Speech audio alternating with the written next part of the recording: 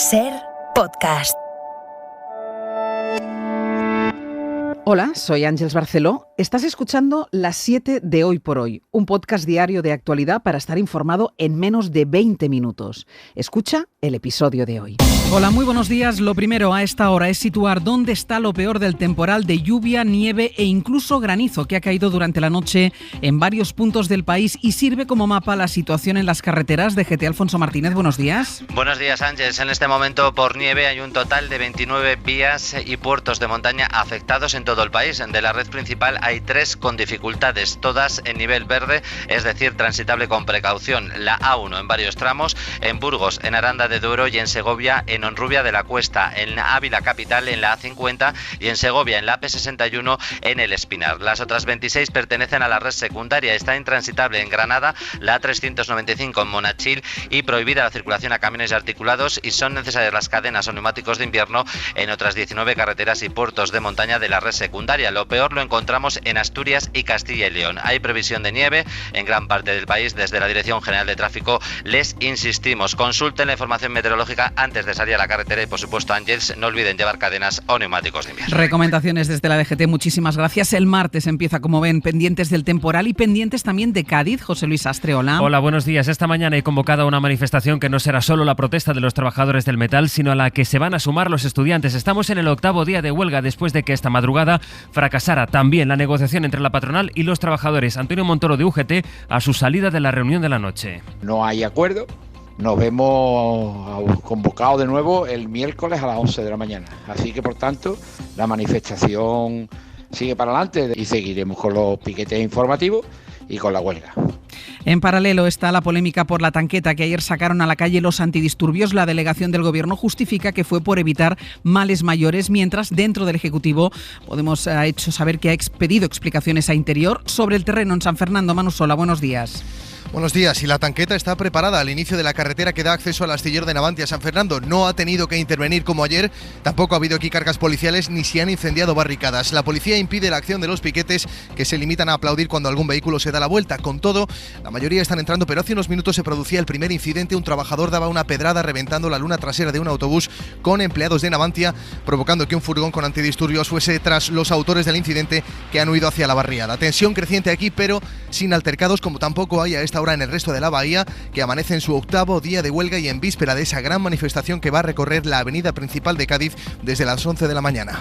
Los presidentes de 8 comunidades se reúnen hoy en Galicia, convocados por Feijóo, para estudiar una posición común en el próximo debate que se abrirá en España, el de la financiación autonómica y con qué criterios se reparte el dinero a los territorios. Aunque lo más inminente ahí son los presupuestos, ahora que empiezan las votaciones definitivas en el Congreso, el Gobierno tiene el apoyo de sus socios, también está prácticamente hecho el del PNV, a falta solo de Esquerra, que mantiene la incógnita a la espera de la ley audiovisual para que plataformas como Netflix produzcan o doblen series en catalán. Esquerra, que ha logrado sacar adelante las cuentas de la Generalitat, aunque rompe el bloque independentista, es un cambio relevante porque ya que la CUP se oponía y a pesar de la incomodidad de Junts, los republicanos se han apoyado en los comunes, que consiguen que Esquerra les apruebe los presupuestos del Ayuntamiento de Barcelona. Junts habla de fracaso de Pere Aragonès i el president catalán... És clar que el fet que no es doni suport a aquests pressupostos voldrà dir que haurem de parlar amb la CUP. Admite que van a tener que hablar con la CUP de cómo queda ahora el acuerdo de investidura. Se están produciendo movimientos muy significativos en la política y los analizaremos esta mañana. Esa cumbre por la financiación autonómica, los presupuestos en Cataluña, los presupuestos en el Congreso e incluso la misa, en la que el PP insiste en que Pablo Casado ignoraba que fuera dedicada a Franco. De la pandemia sigue subiendo la incidencia en nuestro país. La Comisión de Salud Pública va a estudiar hoy martes si España va a administrar la tercera dosis ya para los mayores de 60 años, los sanitarios o los trabajadores sociosanitarios, es decir, quienes están en las residencias. Los expertos del Ministerio proponen prohibir fumar en las terrazas y fomentar el teletrabajo, aunque el riesgo sea mínimo. Plantean, de hecho, volver a las limitaciones de aforo. Pablo Morán, buenos días. Hola Ángeles, muy buenos días. Y hoy se cumplen 30 años de una noticia que conmocionó al mundo. Tal día como hoy, en 1991, Freddie Mercury anunció que tenía SIDA.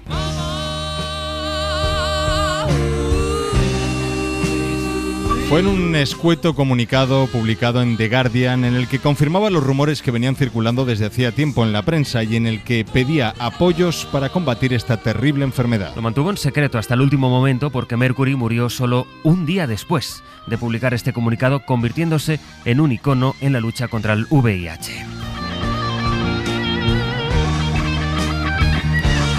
Y cerramos portada averiguando hacia dónde va lo peor del temporal. Jordi Carbó. Pues donde está ahora mismo, es decir, especialmente en el Valle del Ebro y zonas aledañas, especialmente la Ibérica, también los Pirineos, pero mucha atención desde La Rioja hasta la desembocadura en Tarragona, ya que la lluvia cae y caerá de manera torrencial hasta el mediodía. Las acumulaciones más significativas las esperamos en el sur de la Ibérica, ya prácticamente en las comarcas de Tarragona, en todo el episodio alrededor de los 200 litros. Además, en todo el nordeste del país, el viento de levante va a soplar con mucha intensidad, alterando mucho la situación marítima.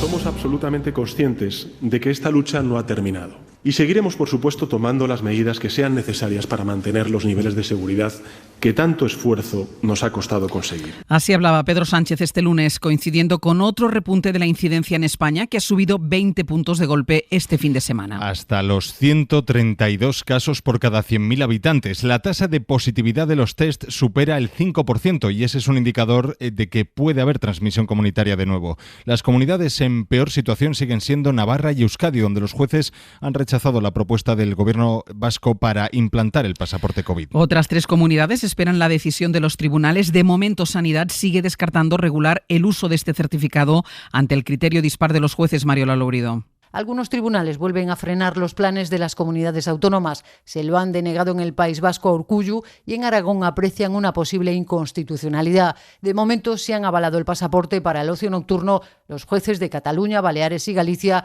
donde lo apoyaron además para las visitas a los hospitales. Navarra, la Comunidad Valenciana o La Rioja van a pedir también autorización judicial y Andalucía, Castilla y León o Madrid piden una regulación igual para todo el Estado, un debate que se ha repetido varias veces durante la pandemia, como ocurrió, por ejemplo, antes del verano con el toque de queda. Las comunidades pedían amparo legal y el gobierno decía que tenían competencias suficientes para las restricciones. En Europa, la situación más complicada sigue en el este. En países como Eslovenia o Austria, que ayer iniciaba un nuevo confinamiento y están en el entorno de los 2.000 casos por cada 100.000 habitantes. Otros países cerca de esa barrera son Eslovaquia, Croacia o República Checa. Y Alemania sigue mal. Esta noche ha notificado 45.000 contagios y 300 fallecidos más en las últimas 24 horas, aunque la noticia allí es la contundencia en el tono del gobierno en funciones ante esta nueva ola. Berlín, Carmen Viñas. Varias regiones han introducido toques de queda para los no vacunados, como en Sajonia, donde se ha optado por el cierre de bares y locales de ocio,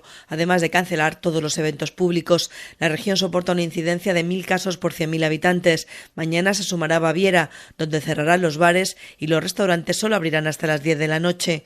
La posibilidad de llegar a una vacunación obligatoria va ganando adeptos en un país que observa con angustia cómo cada día se va reduciendo el número de camas libres en cuidados intensivos. Además de la cúpula de los conservadores bávaros, ya se han pronunciado a favor varios dirigentes estatales de la CDU y algunos de los socialdemócratas. El ministro de Sanidad, Jens Spahn, es escéptico, aunque avisa. Probablemente para el final de este invierno casi todo el mundo en Alemania estará vacunado, recuperado o muerto. Se ha dicho que esto suena cínico, pero es que realmente es así.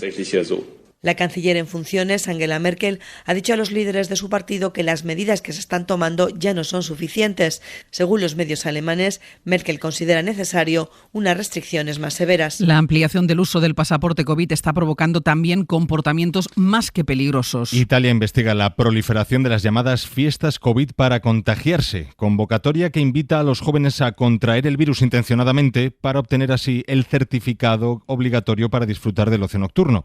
La semana pasada se interceptaron también en Austria kits de autocontagio con el mismo objetivo. Lo que está haciendo Italia es intentar que esta ola le afecte lo menos posible. La cercanía de los países con mayor incidencia obliga al gobierno a adoptar nuevas medidas y acelerar la administración de la tercera dosis. Roma, Joan Solés. De momento, Italia anticipa la tercera dosis anticovid a los mayores de 40 años a partir de los 5 meses y no de los 6 de la vacunación completa. La medida entrará en vigor mañana mismo tras la publicación en la Gaceta Oficial. Las nuevas restricciones para los 4 millones de italianos que rechazan la vacunación, el mayor rigor en el control de extranjeros a su llegada a Italia y la reducción en la validez de las pruebas de antígenos que exigen la mayoría de presidentes de las regiones italianas se estudiará en el Consejo de Ministros de pasado pasado mañana jueves. Si algo tiene claro el gobierno del primer ministro Draghi ante el aumento de contagios, de ingresos en hospitales y de fallecidos, es que deben adoptarse nuevas medidas de contención de la pandemia para evitar futuras restricciones similares a las de sus vecinos del norte, Eslovenia, Austria y Suiza, o de Centro Europa, Alemania, República Checa y Eslovaquia. El sector del metal en Cádiz no es el único conflicto laboral abierto. El Ministerio de Agricultura ha convocado a los representantes de toda la cadena alimentaria para buscar soluciones a los bajos precios en origen que están movilizando a las organizaciones agrarias, informa Eladio Meizoso. El próximo lunes están convocados representantes de las organizaciones agrarias, la industria alimentaria y la gran distribución. El ministro Luis Planas señala que hay sectores en que los precios en origen han aumentado un 50%, como los cereales o el aceite de oliva, pero otros, como el lácteo, tienen un problema y está dispuesto a apoyarlos. Hay sectores, estoy pensando en la leche, que tienen una situación estructural de debilidad y que tenemos que ayudar, y no es el único. Por tanto, todo eso que requiere trabajo, diálogo, búsqueda de soluciones, y yo como ministro estoy absolutamente comprometido con ello. Pero recuerda también que el Gobierno está apoyando ya al sector agrario con medidas como la financiación de seguros agrarios o la rebaja del gasóleo agrícola. Y hay otra cita de este martes que interesa al sector. A las 9 comienza en el Parlamento Europeo el debate y votación de la nueva política agraria común, la PAC. El dinero de este fondo no se recorta, pero a partir de ahora se va a condicionar a cumplir los objetivos de transición verde. España espera recibir 47.000 millones de euros de aquí a 2027. Y en Navarra el Gobierno va a entregar hoy un informe sobre los bienes inmatriculados de la Iglesia en la comunidad foral. De todo el listado al que han tenido acceso nuestros compañeros en Navarra, destaca el abultado patrimonio agrícola de los obispos. Pamplona, Amaya Otazu, buenos días. Buenos días. Sí, de hecho, el número de fincas agrícolas con las que se ha hecho la diócesis navarra supera el número de iglesias que tiene la comunidad. Hablamos de más de 700 propiedades de distintos cultivos, de huertos, campos de cereal. Suma también casi 40 olivares y viñedos, aunque la diócesis tiene otras más llamativas como 4 alamedas, 3 bojerales o incluso un platanal, pero no se queda ahí la nómina de propiedades poco relacionadas con el culto. La Iglesia navarra es dueña de 9 plazas en distintos pueblos, 3 frontones, 200 pisos, una veintena de locales comerciales, y a ellos hay que sumar, claro, las 250 casas parroquiales y los lugares de culto propiamente dichos. La gran mayoría de estos bienes se encuentran en el ámbito rural. Y una novedad más relacionada con la ley de eutanasia. La Organización Nacional de Trasplantes ha encontrado en esa ley de muerte digna una alternativa para encontrar nuevos donantes. Varios de los pacientes que han pedido ejercer ese derecho, el de la muerte digna, también han mostrado su intención de ser donantes. Informa Teresa Rubio. Tan pronto se aprobó la ley de eutanasia, pusieron en marcha un protocolo para este nuevo escenario, que eso sí obliga a los pacientes a morir en el hospital. Beatriz Domínguez Gil, directora de la ONT. Y han sido 8 las personas que han contactado con la ONT diciendo que querían recibir la eutanasia, la prestación de ayuda a morir, y que querían ser donantes, y 2 personas han donado ya sus órganos en nuestro país en este escenario de fallecimiento, con 6 trasplantes que han tenido unos excelentes resultados. A esto hay que sumar los 124 pacientes de ELA, 34 el último año, que avisaron a la ONT y donaron sus órganos cuando decidieron eliminar el soporte médico vital que les mantenía con vida.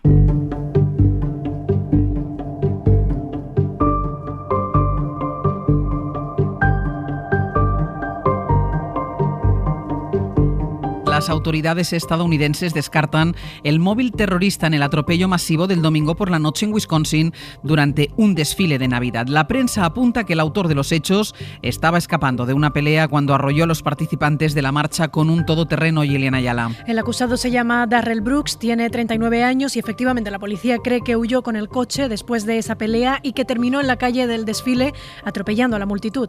There's no evidence that this is a terrorist incident, and we are confident he acted alone. Las autoridades descartan que sea un atentado terrorista, dicen que actuó solo. Darrell Brooks se enfrenta ahora a 5 cargos por homicidio, tiene antecedentes penales. Hace un mes fue arrestado por atropellar intencionadamente a una mujer que conocía y tiene un amplio historial con 16 delitos menores. Hay más cosas que tenemos que contar de la actualidad internacional, Pablo. Estados Unidos acusa a Nicolás Maduro de privar a los venezolanos de unas elecciones justas y libres. Es su valoración a la victoria del chavismo en las elecciones regionales y locales celebradas este domingo. Según los últimos datos del escrutinio, los oficialistas obtendrían 205 de las 322 alcaldías confirmadas ya en ese escrutinio. Repartir culpas. Y yo estoy aquí para asumir responsabilidades, como he dicho siempre. No es momento de peleas entre partidos, no es momento de peleas entre egos, de liderazgos políticos, es momento de reflexión, de unidad y de trabajo por los venezolanos y para los venezolanos. Y así es como Juan Guaidó ha reconocido que la división de la oposición a Maduro ha propiciado estos resultados. Los talibanes amplían su censura. Human Rights Watch denuncia las pautas de obligado cumplimiento en los medios de comunicación que ha publicado el gobierno afgano. Exigen que los periodistas les entreguen sus noticias antes de ser publicadas y que las teles no emitan películas en las que aparezcan mujeres al considerarlas inmorales. La organización añade a todo esto supuestas amenazas de muerte que han recibido algunos periodistas que han criticado a funcionarios talibanes. Y la deuda de Kevin Spacey. La productora de la serie House of Cards le reclama 27,5 millones de euros por indemnización por el incumplimiento de su contrato al ser acusado de acoso sexual a una compañera del equipo. Esa multa fue aprobada por un tribunal el año pasado, pero no fue hasta ayer que la productora presentó su petición formal en la Corte Superior de Los Ángeles. Suscríbete a las 7 de Hoy por Hoy. Todos los episodios y contenidos adicionales en la app de Cadena SER y en nuestros canales de Apple Podcast, Spotify, iVoox, Google Podcast y YouTube. Escúchanos en directo en la SER de lunes a viernes a las 7 de la mañana. Cadena SER. La radio.